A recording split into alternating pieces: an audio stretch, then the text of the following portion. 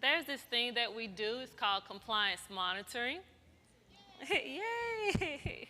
All right, hear me out. Hear me out, okay? Okay. I'm glad I didn't get a sigh. Okay, I got a little sarcasm, but not a sigh. You know we're coming. Okay. You know we're coming. We know we're coming.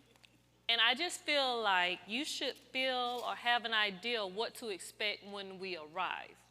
So I hope this shouldn't take too much time. Let's say it takes 45 minutes. I have three lovely, lovely people coming to the stage. I'm going to say they have 45 minutes. I've told them they have 44 minutes to talk about the good of compliance monitoring, 45 seconds to talk about the bad, and only 15 seconds to talk about the ugly, okay? So if they go over any of that, you know I gave them a strict guideline. Now, this is an unplugged session. As you can see, there's chairs on the stage, but Dr. Killingsworth said I don't need to sit down, I need to walk, so I don't have a chair. But I want you guys to ask them questions about the compliance monitoring process. So please welcome to the stage from Birmingham City, Ms. Koki Cook. Represent. From Choctaw County, Dr. Jamara Wright. And from Guttersville City, Miss Jennifer Williams. All right. So I have questions prepared, but of course we want to hear from you, okay? They promise to tell the truth, nothing but the truth. Unless it's kind of controversial, then you don't say that part, okay? You just skip over that. Oh, you got documents, iPads, no. Question, huh? No? Okay, so the way this is structured, we're hoping to do three things. They tell us about their overview process, how they organize, the actual process when we arrived or when we started sending those wonderful emails, their reflective practices. So, Mr. Paul Gay releases the compliance monitoring schedule. You see your LEA and the tentative date. How early did you start preparing? You just got the email, you see your date. What are you thinking that moment? You want me to say that out loud? Well, okay, don't say the initial response. Give me the second unfiltered response. But yes, ma'am. So as soon as we received that date, I immediately communicated that with everybody in the system. And then we also, well, let me start with this. We treat each year like it's a compliance monitoring year. I know that sounds kind of crazy, but I've always done that because I feel as if you treat each year like it's compliance monitoring, then when you get that email from Paul Gay or Brittany or Jason or whomever, you already have the information from year to year. So we always utilize that self-assessment that's in Cogni and the diagnostics, and that's just how we prepare. So when we got that email from Paul Gay, I just started setting up some Google file folders. So as we started doing things, I just dropped it in those folders. So if you had an EL training, we dropped it in the folder. If I met with principals and gave any kind of technical assistance with Title I or Title II or whatever, I dropped in that folder. And then in that compliance monitoring diagnostic, you have the great feature to just link the folder, and then you don't have to scan and scan and scan some more. So if you don't know about that feature, write that down. Okay. Good afternoon, everyone. Koki Cook, Birmingham City Schools. When we got the email from Paul Gay, panic did not set in, but we knew that we had to prepare, and we had to prepare early. This is really my second year as the director. So my first year, I came in knowing that in 2024 we were going to be monitored. So we kind of hit the ground running. Same with our friend and Jennifer. We looked at that self-assessment that's in Cognia that comes out in September. We immediately dispersed that to all of the individuals that would have that were in charge of those particular areas to make sure that they knew which areas would be monitored. Because monitoring only happens every 5 years. So if you wait to the 5th year, then you're already behind.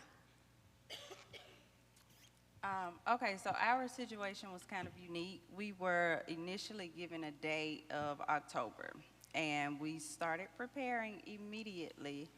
Then our date got pushed back, and it wasn't due until the end of February, but I'll say it still was a lot of work with that whole extension.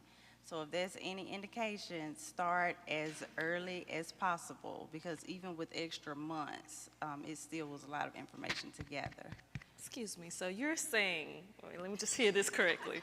You're saying an extension created more work for you? It wasn't more work. It was still the same workload, but that's just an indication to start preparing well in advance. Dr. Wright, you're scaring people who are going to go through compliance monitoring in October. You got to change your answers, okay? All right. You know, like what? Somebody out here gets monitored in October, and they're like, oh, goodness, they're already behind the 8 ball. But I will say, if you are fall, I'll help you a little bit. Okay, thank you. If you are fall, if you've already got things established, like if you know you're on the monitoring schedule 2 years from now, you need to already be looking at your policies and procedures, because that's a big, big piece. And I know they say it every time we get together, but y'all, it's a big, big piece. Oh, yeah, we'll get to that part. Okay, so how did you organize your files and delegate responsibilities? Gutterville City, they said the Google file. Did anyone do the same thing, something different? Like, how does that process, you know, work for your department or your LEA? Well, basically, we did kind of divide and conquer, because our district is quite large. Yes, ma'am. So we looked at the compliance monitoring technical assistance checklist. That was huge. So we took that and we divided it among those areas. Being that we are a large district, even though I am the federal programs director, I may not oversee some parts of those, you know, like the EL, the homeless, those are not directly under me. So we had to make sure that we got that information in their hand. And it was just old-fashioned method of emailing. And then we actually had a monitoring team that consisted of those individuals, where we actually met every Monday to make sure that we were on the same page with documentation. In contrast, we're a very small district. We only have 4 schools. It's myself, my federal program support specialist. She's always at the schools. And then I had a former federal programs director to help me. We use Google Drive, but mostly I just had everything really organized on my regular flash drive and just saved everything there. Okay, rock star status. All right, okay.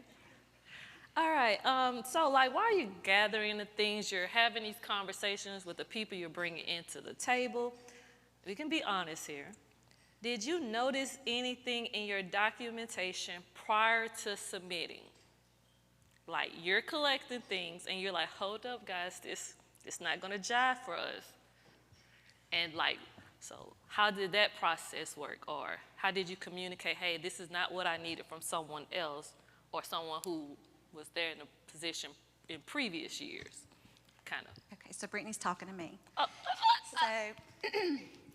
So I was in a different district, and 3 years ago I came to Guntersville City. So I acquired things that other people had already worked on. And sometimes when people leave in that transition, not that things weren't left behind, but you're constantly in that, okay, I don't know exactly what they did. Like I see the things that are left behind, but I wasn't a part of it. So really understanding all that. So I came on when ESSER 2 had just been submitted and had been sent back. So the person that had originally written the ESSER 2 application was no longer there. So I kind of acquired some things. So all those things back for gear and ESSER 1 and all that, the internal and external stakeholder feedback, that was kind of a thing when I started trying to pull things out. You know, they had worked remote a lot in Guntersville before I got there. So trying to figure out, all right, where do I find this? Like I know they met in Zoom. Like I know, like I can tell by talking to our people that they had probably better communication than I had done since I've been there, okay? But I didn't know how to demonstrate that to Brittany and to the monitoring team. So the best thing you can do when you find something like that, instead of just uploading a bunch of junk in there, Thank you. have those open and honest dialogues with your monitoring team, because they're there to help you. They'll help you figure that out and talk through it. So as I talked to Brittany, she was like, well, who all do you know was involved in that? Well, I knew some of the principals that were on it and even a couple of teachers. So have them look at their emails, Google Calendar invites, those type things. And that's what I uploaded. And the whole time I was thinking, okay, this is going to be a finding. I mean, I don't know what I'm going to do to this. Like, I didn't have the formal meeting minutes, you know, like you oftentimes think of, like when you do your advisory councils and things like that. But I was able to demonstrate enough, like shared Google documents and calendar invites and even like email threads to show that there had been true internal and external feedback. It just didn't look the way I was thinking it should look. So just be open and honest, and they will help you. Do it before the Monday of your monitoring week. But that's why I said start early. Yeah, and during that process, because like she said, she wasn't there, but I was like, hey, go find somebody's email, go like just go through the dates. And from that, you can like see what was discussed in the meeting, who attended, because you can see like the thread. So moving forward, maybe when you have your meetings, you might want to share the minutes, share the agenda, because you know you're leaving breadcrumbs for people behind you. So that was just something I thought was neat, because I was like, hey, just try this, and if it works, it was like a Hail Mary in football terms, and it actually worked. One thing that we are changing, and I'm doing this with all my federal programs, is just having an open input Google form. So like it could be on our district website, it could be a QR code on agendas and things that we have that's just an open forum, kind of like when the State Department opens things for public comment. Well, we're going to do a public comment for our federal programs and all programs. So that was just something from that I thought, hey, that's a good way to do that. And then it's in that Google form. It's going to populate it in the spreadsheet for you, and you have that. And you can have the timestamp when they submitted it. All right, so this is the last question I have about the prep process. Who did you bring to the table? I know Birmingham City, you have a large district, so the table was quite large when we got there. I'm just saying, it was like 30 people to the 3 of us, can you imagine? But like, when you're having these conversations amongst each other, like who are you bringing in? Who's your best friend? Who's the person you're crying to before you respond to our emails? Like, who's your rock situation? Like, what's your support system? I'll take that one, since I think that one's kind of directed at me with the number of people we had at our interviews. But one thing I believe in is having the right people on the bus and making sure that you're utilizing those, I say again, our technical assistance checklist. And by that, I looked at that and I was able to then determine who did I need on our compliance monitoring team. I knew our federal programs team was going to be on there, but we also had our CSFO and our assistant CSFO, our human resource officer, our chief interim academic officer, all of that based on the requirements that were set forth in that compliance monitoring checklist. And like I said, we met every Monday, and in those meetings were very, very good, because they actually held everyone accountable, and it allowed us not to be able to procrastinate, because you know on Monday you was going to have to report out on your area to see what type of documentation you had. Was it enough? Was it painting the picture? Was it too much? So having all that conversation and having those key players at the table was very important, and I think in our success of monitoring. Anyone wants to add? No pressure. Now, if you don't have to add anything, we don't have to add. But if you want to add, you. Well, for the small systems, I'm really a department of one person in our district because we are small. So I'm the curriculum person, I'm kind of the HR person, I'm the federal programs person, I'm the pre-K person. So ensuring that you have people on the bus with you when you're in a small system. You may not have a large staff. I don't have an assistant or a secretary or anything like that. I kind of use the payroll clerk a lot. So making sure that you're bringing in people so it doesn't appear as if you're solely the department of one, which you kind of are, but that you're not the only one in the decision-making process. You know, sometimes it might be pulling out those lead teachers or an AP or a principal that's really good with instruction to kind of get on that bus with you. And then your CSFO's got to be your BFF. Understood. All right, are there any questions about this process so far? Anybody have anything burning before I move to the actual fun part. If you haven't been monitored, this is the current structure. It may change. So if your date is, let's say in April, the first week in April, you'll get a lovely email from your person, probably the last week of February. We do 5 weeks. And we say, hey, welcome to monitoring. It is great. It's going to be wonderful and roses. Here are all your deadlines. But it's going to be great. It's going to be wonderful. And email back if you have any questions, right? That's pretty much the first email.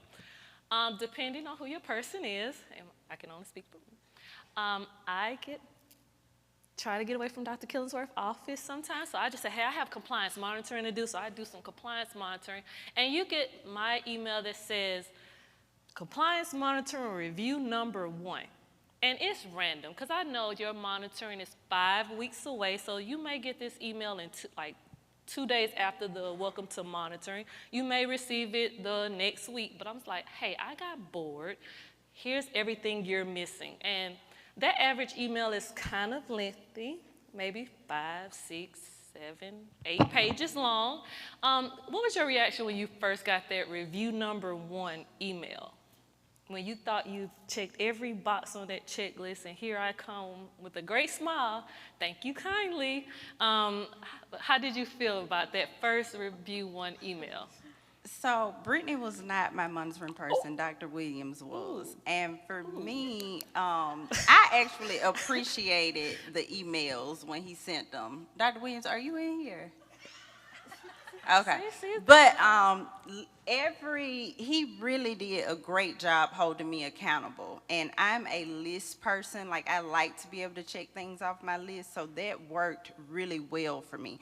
Like, the Federal Programs Department did an excellent job anyway with that technical assistance checklist. It is going to be your best friend. There are no surprises. If it's on there, that's exactly what they want. But in addition, Dr. Williams would literally send me my little emails sometimes almost every day. Like, I knew when I came to work to expect to see it in my box. You're missing this, you're missing that. And it just really kept me on task. Like I said, it was no surprises. I knew exactly what he was looking for. So I actually appreciated that part. It wasn't bad for me. Oh, lucky you, lucky you. She loves that I wasn't her person. We're all on the same team, okay? We're all on the same team here. But okay, Dr. Williams was your person. I stepped aside.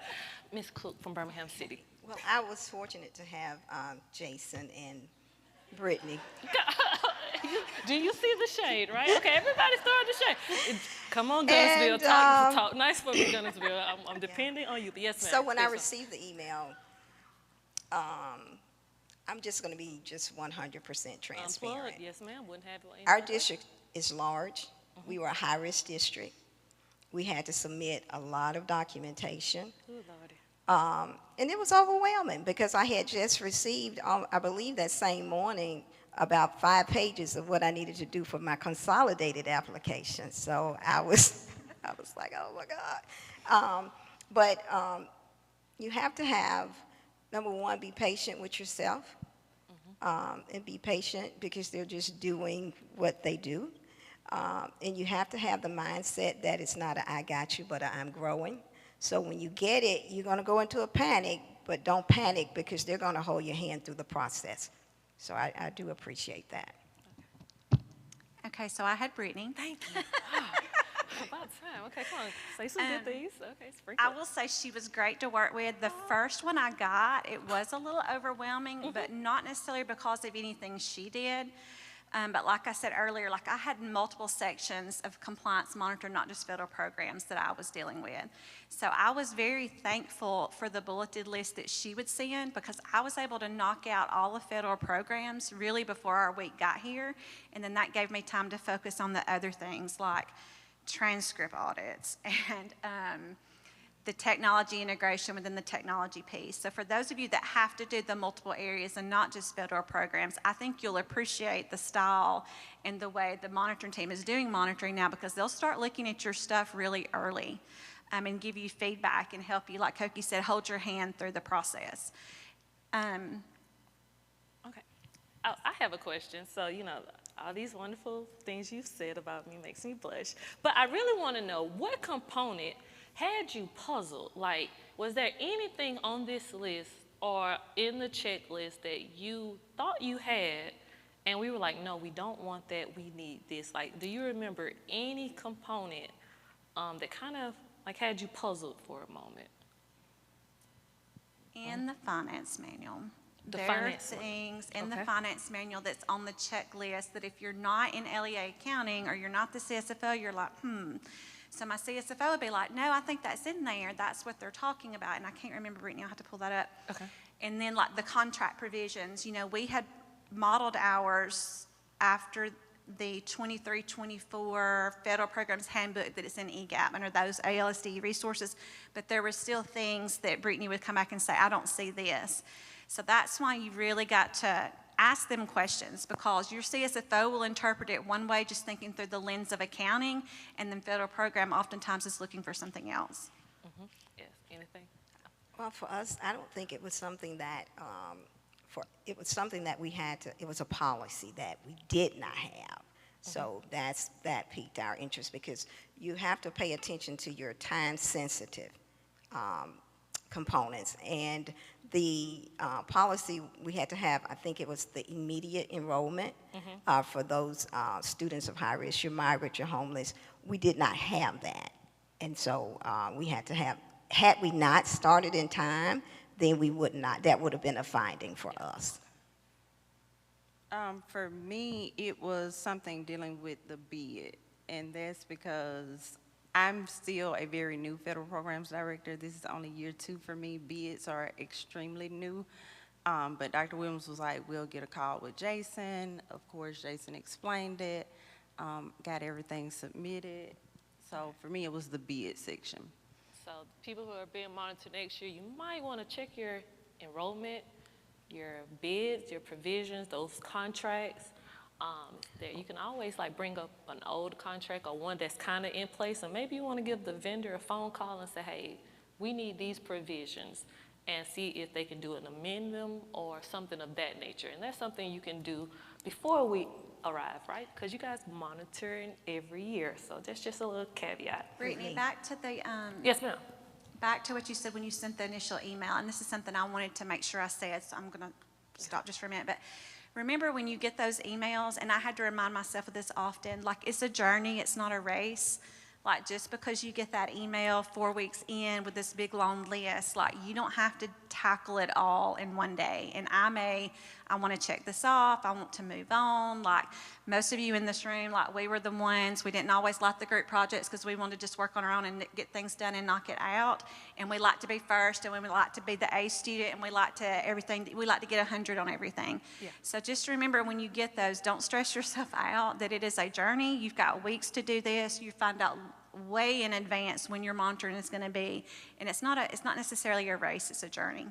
Yeah, and you're like, oh my gosh, what kind of emails are, like I really like to follow my emails with a phone call, because it's hard for me to type 4 pages to you of everything I'm not seeing, and I know you're probably opening like, oh my God, who is Brittany, and who? And so I call and immediately try to explain it, try to smooth it over, and let you know like, hey, it's gonna be okay, but you're still missing it, but we're gonna work through it, but I really need to see it because after Monday it's, so, but yeah, we try to just give you that level of communication, somewhat comfort that it is doable, and it really is.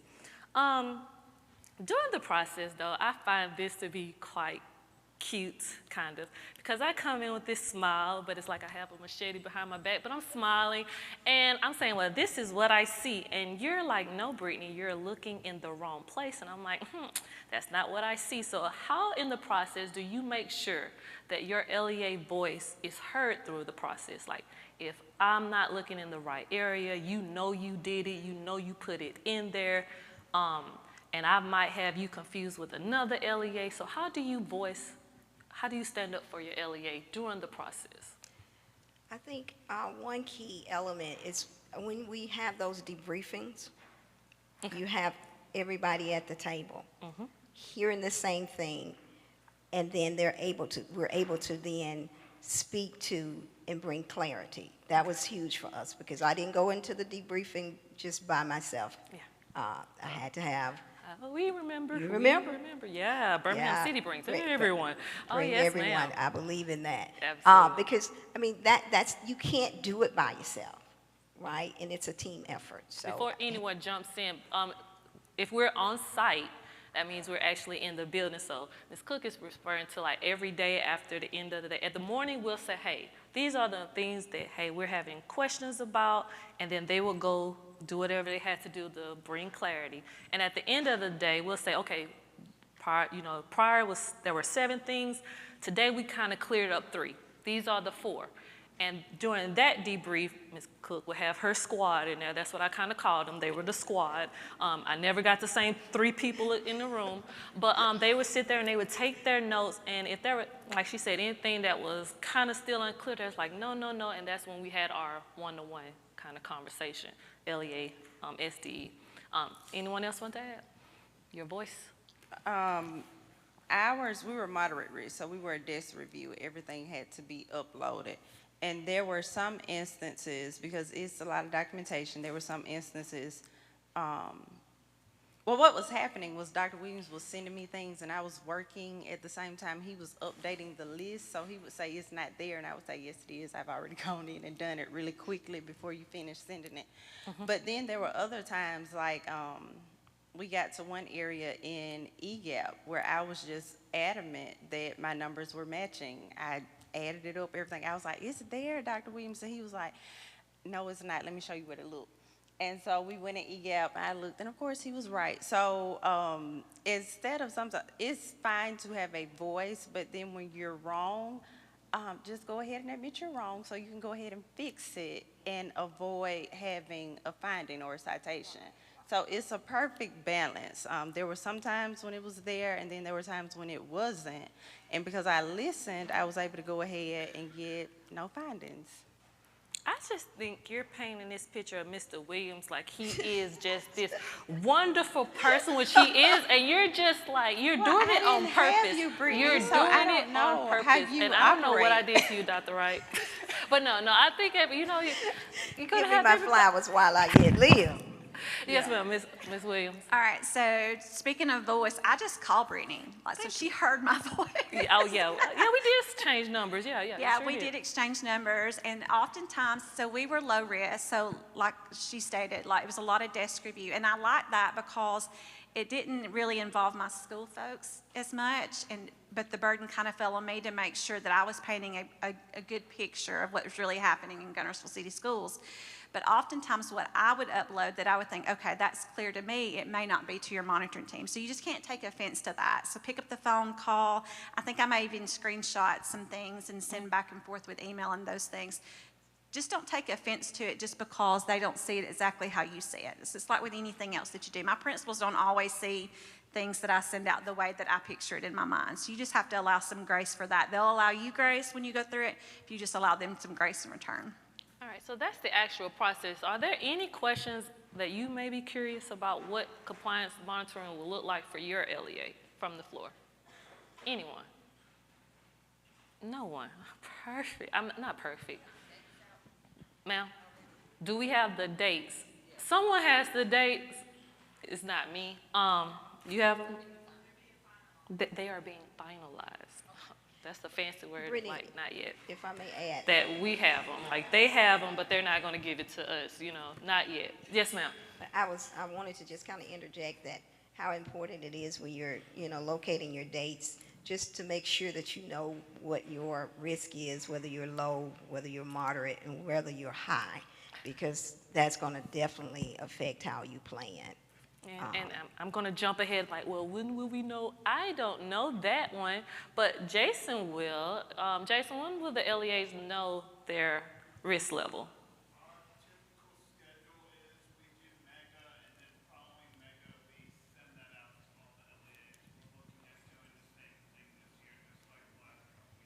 All right, so everyone can hear that, we usually go through the different tiers at Mega, get everybody excited because we announce like, hey, you're being monitored as if you already didn't know that. And then a couple weeks after that, we send a list saying, hey, you're low, you're moderate, you're high. So that'll come end of July, window from mid-July to mid-August, you will be notified. I have a question. From you. Don't start trouble. Don't start. Yes, ma'am. Yes, ma'am. Yes, ma'am. Go ahead. Ask the question. Yes, ma'am. I was down here saying to give Brittany her flowers. Oh, but you can go ahead and ask the real question. I know it's coming. Okay. Yeah. I just want to be clear. This is for my clarification. Yes, ma'am. So the specific language for the contract provisions, Mm-hmm. I'm thinking back to, it may have been like a federal programs webinar, Mm-hmm. but I want to say, I brought my Edgar purple Okay. book with me. I've got places tabbed, right? Mm-hmm. So the contract provisions, that language, I'm getting that directly from my Edgar. It is Appendix 2 CFR, some number I don't know right now. 200? Okay, but 200, I'm thinking yeah. right Look that at me. that what I Uh, need is in Edgar, right? That's the right place I'm looking, correct? Appendix 2. Also look in that handbook under ALSDE resources. The Use federal that in combination with your Edgar. Yes, Yeah. yes, I have that. And I had this little cute little infographic that kind of tells you the provisions. That's what I use, what Brittany shared, the infographic. I helped you. I the helped you. infographic? Yes, I you know did. I helped you. I cannot believe I helped you, Dr. Wright. Oh. Is the infographic in our EGAP resources? No, that's something I No, made that's- cute, but I share it with you and you can share it with other people. Yes, ma'am. Any other questions from the floor? All right, so that was the process. Now, reflecting. Don't eat us up too much. I have 3 questions about reflection. Did any one of you have a struggle, like something that was just once seemed like that was the hill to climb over, and once you submitted this, once you got this okay, it was kind of like a relief? Like, what was the large burden or the largest struggle you faced during compliance monitoring from our standpoint? Like, what was the thing, the hurdle? The moment you're like, oh, I got this, because you did that. The expenditures. Okay, the expenditures, okay, all right. The expenditure process, you have to submit your general ledgers from all your funding sources, and we do, the compliance monitoring team, we select depending on your risk level. Sometimes it's 3, sometimes it's 6. We select the things we want to see the receipt for, and that's They're the going to fun. select the ones you don't want them to Right. select. I mean, like, if you wrote a check to your school, I want to know what you wrote a check to your school. I don't want to look at the check to iReady or Renaissance. I know what that is, but, ooh, you wrote it to a high school? You know, ooh, you wrote it to this. You bought from a drugstore, which is really common because you guys got creative during that PPE gathering. Like, I was seeing drugstores and all that kind of stuff, but you're grabbing gloves, and I'm like, oh, that's no fun. But anyway, we highlight the things at random. Right. And you upload the invoice and the proof of payment. And my method is literally, I just look and say, ooh, that sounds interesting. What was that like? Yeah, that's my method. So for Gunnersville, they were the expenditures. It was the same, the expenditures, because they're going to go back and ask you for expenditures from like your gear and ESSER 1. Well, that's been years ago, and it was before my time. Our records are kept in a separate building. It's dusty out there. It's cold. So we had to go and dig through the boxes and find it. It was a scavenger hunt. We were able to find everything. But what that did, too, was help me realize that going forward, like I looked at some of the records from our former CSFO and the current CSFO, and I was like, this is how I want it to look 5 years from now when someone else is being monitored. I want this documentation to be laid out because some of it was there, but it just wasn't as detailed as I wanted it to be to submit to them. So the whole monitoring process, what it really does is teaches you, this is what I want to do every year when I'm not being monitored. This is how I want my documents to look. This is how I want my processes to look. But it was definitely the expenditures. Oh, no extra comments, that's right. I think for Birmingham City, I knew and we knew that we had gotten over the hump when I put Jason, Isaac, and Brittany on the elevator that Thursday, and we I knew we had gotten over the hump then. But the whole process in itself was just a learning process. Um, seriously, when we put them on the elevator, I was just so excited. But for us, just making, when they, after they reviewed those procedures, our handbooks, um, and when they left, we left with an understanding that we were really operating in effective federal programs, and that was ultimately the goal. So you threw a party when we left. I didn't throw a party.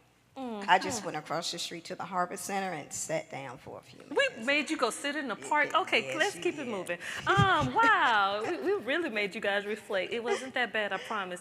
What advice that you think you can share with others? I know the organization piece, giving us grace, receiving grace, giving grace, telling them not to be offended if we send those long emails. But is there anything else you just want to share with someone going through that process next year? Or they've kind of orchestrated an We answer. talked Yeah, I a can few tell, nights 'cause ago. yes, ma'am. Okay, so the EL training. So I know you all train your staff every year. You're really good about making sure your teachers understand, can do descriptors, how to grade according to accommodations, all those things. You're probably good about training whoever's enrolling your students. But think about, because it's in the checklist, custodians, bus drivers, anybody in the school. I even trained our CMP folks, like what to do when you encounter a newcomer, those type things, because you're going to have to show evidence that all staff have been trained in EL. So that's one that might slip up on you if you let it. You guys are trying to prevent findings. I don't know if that was the purpose of this. Just saying. But yes, ma'am, anything?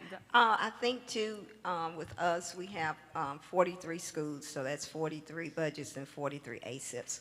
So we have to wrap our hands and minds around it. So you want to make sure that you're monitoring yourself annually, daily. Our team goes out and supports our schools daily. So in providing that training, the ASIPs and the budgets and the coordination of resources, please focus on those because those three have to talk to one another. So if schools don't know, then you're required to go out and do that training for them.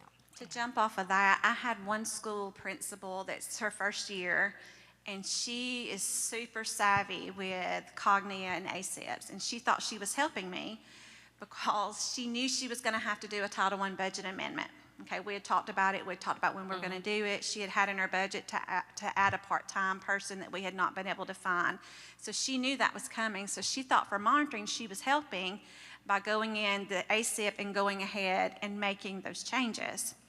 Well, y'all know your CSFO is not going to just up and change next gen like that. So I had checked all of our ASIPs with the budget next to the budget analysis with next gen like weeks before. I knew it was to the penny. Brittany sends me an email and says, I'm sorry, but your such and such school does not match. Well, y'all, I was mad. Oh, I can tell. At first I thought, no, Brittany, you're not looking right. Well, then I go in and look, and I'm like, sure enough, she had gone in and changed. So while we want the schools to realize it is a fluid plan, at some point there has to be a cutoff, like don't touch this until after monitoring. So that was on me. Like I had probably not communicated well enough to her, with her being a new principal, that yeah, while it's fluid, there still comes a point where I don't need you to touch it until after monitoring, and then we will do those things. Lesson learned on that. And my last question before I take questions from the floor, give us grace. But what advice do you have for the ALSDE compliance monitoring team? Well, I'll start. You didn't tell us you were going to ask that. I know, I had to throw a curveball somewhere. Be nice, Dr. Wright. Be nice. I am. Okay. So for me in my last job, it was multifaceted. I wore a lot of hats. So I went through compliance monitoring for 3 sections of special ed, testing, the guidance and counseling, the transcript audit, prevention and supports. And then this year, I was able to do federal programs. And I can honestly say, like, it's not a cakewalk at all, but it was one of the best monitoring, if you can say that in the same sentence, one of the best monitoring experiences that I've had, because I really felt like when they say we're not out to get you, I really didn't feel like they were out to get me. I really felt like they were there to help. If it's something that you didn't know, they were like, okay, let me help you find it, or let me direct you to it. So I would say kudos to the monitoring team. You all are very organized, the checklist, the things that you all have put in place to ensure that we give you what you want, it really helps instead of just saying, okay, this is your monitoring, you're on your own, get it into me. I really feel like you all held our hand and made sure you got everything you needed. So great job, Dr. Williams and Mr. Isaacs. But I say ditto. Okay. I feel the same way. The resources were spot on, and if you follow those resources, you all were there, literally almost holding our hand the whole process. Not to take away from the process is overwhelming. It's a lot because you're having monitoring, but that does not mean that the rest of the work goes away just because you have monitoring. So you have monitoring plus what your duties always call for. But you all did a great job. I know you couldn't necessarily, for a high-risk district, you come in on the Monday, and the goal is to be out by Friday. I wish if we had, and I know you don't, have more people on the team, maybe that could be a 3-day journey instead of a 5-day journey. say that again for the people in the back. You Yeah. need more people on the Monitoring compliance team. monitoring So, team. because a week is a long time, so that's Just in case somebody did not catch that, we need more people on. Okay, you got it. Oh, never and mind. One thing that I have, and it's not really for ALSD monitoring, it's really with LEA accounting and federal programs. And Leah Johnson touched on it yesterday. Somebody even asked the question in the crowd, that 10% variance. When you talk to your CSFO, I don't know about yours, but mine always just talks about in 10% overage in the program code. And even though I kept saying, no, I don't think that's really what federal programs is going to be looking for, when it came time, that was not what federal programs was looking for. And we did, I'm just going to be transparent, we did have a 10% overage because Brittany and them are going to look at line by line on your budget analysis. So they're looking at that function object, that line on that bar report, are you over 10%?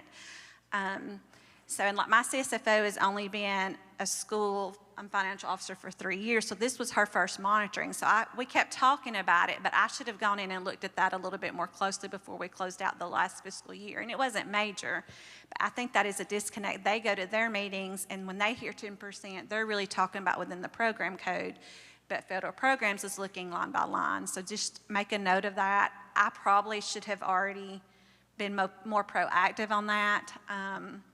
You know, sometimes even if you've done federal programs a long time, when your LEAs, when your CSFO is saying, no, this is all they're going to look at, sometimes you take them at their face value because they're the ones dealing with LEA accounting. So I think maybe that just might be a disconnect there, or I don't know, maybe when y'all speak at ASBO, I know y'all have spoken at ASBO a few times, maybe just re-emphasizing that with our CSFOs. And then I have one piece of advice I want to leave with everybody. I could not have done it without my region folks. We had a few that had gone through monitoring last year. So don't reinvent the wheel. Use your folks within your region or other people that you may have made friends here at the conference or whatever. There were a lot of documents that we shared back and forth. So like, you know, ARAB, Fort Payne, and Boaz had already gone through monitoring. So a lot of times before when I got something from Brittany, instead of automatically calling her, because I know she's looking at multiple things, I just reached out to my friends. Hey, what did you upload for this? What were they expecting when you went through monitoring? So really using your relationship and your networks that you make at places like this. Precisely. So are there any questions from the floor? All right, we have 2, and then we have the mic in the back. I heard what you said, that they need to, I am a CSFO. Yes, ma'am. And I think the state needs to get on the same page as far as like the federal and the LEA accounting. Because like you say, what they're telling us is like function in program, not what you all are looking for. So my thing is, if, if you all get on the same thing, like with the LEA accounting, then that's what we'll look for. We will, You understand what I'm saying? she's right, and trust me. Understand what you're saying, but please understand that their requirements and what they're required to do and what we're required to do are different in some instances, and that's one example of that.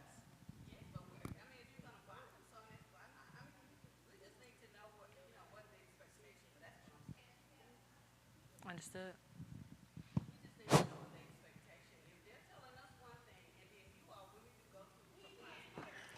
My mic. Yes, so I'll repeat what she said. I apologize. What she's saying is they're saying one thing and we're saying one thing. I'm sorry. Is it all right if I clarify, Dr. Killingsworth? I understand what you're saying, Dr. Killingsworth, and I mean, no respect to nobody, but I'm just saying, okay, if they're telling us one thing, and then when you come and we have compliance monitoring, I mean, we may get a finding or something on that because of what we have been told. Well, I will say they were very gracious, and we did not get a finding. We were able to submit a plan of how we were going to fix that for the future. So Oh, yeah, I've been we through, didn't get a finding. yeah, I didn't either. I mean, I've been through the COVID monitoring with Jason, so, it was tough. So, yeah, they're very good. They will give you leeway, but I'm just saying that's just For one of the future. things that's for future We'll take that reference. back. I have an online question. Oh, I thought, okay, Yeah, I'm the online person. okay, So, got you. if you are getting full compliance monitoring this year, will your federal programs monitoring be during the same week? Which we could answer, but I'll open that up. Okay, so technically it is the same week, but like we said, if you upload things early, I'll just be honest, I was done with federal programs probably 2 weeks, Brittany. Yeah, Before the actual- Could have been 3, but it was 2, I think. It was Okay. 2, yeah. Before the actual compliance monitoring window, and then we just did our exit Zoom that week or whatever. But it all come down to, I had been uploading stuff all year long. So like that diagnostic opened in the fall. We weren't monitored till March. No, we weren't monitored till April. But I knew I was going to NFIPA 1 week in March. I knew spring break was 1 week in March. So my goal, I wanted everything uploaded for Brittany to clear before I left for spring break. And we were pretty close to that. So when it came time to the actual monitoring week for us, which was just last week, I really didn't have to do anything with federal that week. Now, we weren't on site though, On so that's site, going to be though. different. So that's going to be. Yeah, we received our first email from Jason December 19th, and then January 4th, all the documentation was to be loaded up in Cognia. We kind of lost a couple of weeks because our monitoring was January 22nd through the 26th, so we had to break for Christmas. So our goal was to have all of our documentation uploaded prior to us leaving for Christmas break, because we knew once we got back, then that was going to be a push. By the time you all arrived on site for our entrance interview, we had all of our documentation uploaded. Yes, ma'am, I recall. All right, we had another question from the floor. Yes, ma'am. I wanted to just say the documents this year, the technical assistant document was amazing. Okay. That was very much of a help between us to talk to the CFSO. The only issues that we kind of had is the same thing, where the CFSO, it's almost like the language wasn't the same. Okay. So I would be requesting something off of the document, and then they didn't know what to pull because it wasn't in their same language. But then once we would call Jason and say, and then he would tell us exactly what, and then they'd be like, oh, they're calling this that now, or calling that this now. And so that was, it was easily clarified, but I do know that verbiage from the accounting world and then the federal programs world kind of was but I truly appreciated the new checklist. Yes, ma'am. Well, Something else I wanted to Yes, ma'am. add, and I didn't want to, I would be remiss if I left this out, private schools. oh, yeah, I thought we was going to avoid We that. have 19 and they take advantage of Title I, 2, 3, 4. So if you have, if you're providing equitable services, they will come, and if you're high risk, they're going to come on site. They're going to select a couple of your private schools to go to. So you don't want your private schools to be lost. So, and we do have training. We have our federal program specialists and our operations specialists who goes out to our private schools to ensure that they're in compliance. So that's a good, big piece. All right. Well, are there any other questions from the floor? All right. I would like for you guys to give it up for our 3 panelists. Thank you kindly. Thank you kindly. We have some things to take back and consider, so I appreciate the questions from the floor. So at this time, we will hear from Mrs. White. You can cut me off now.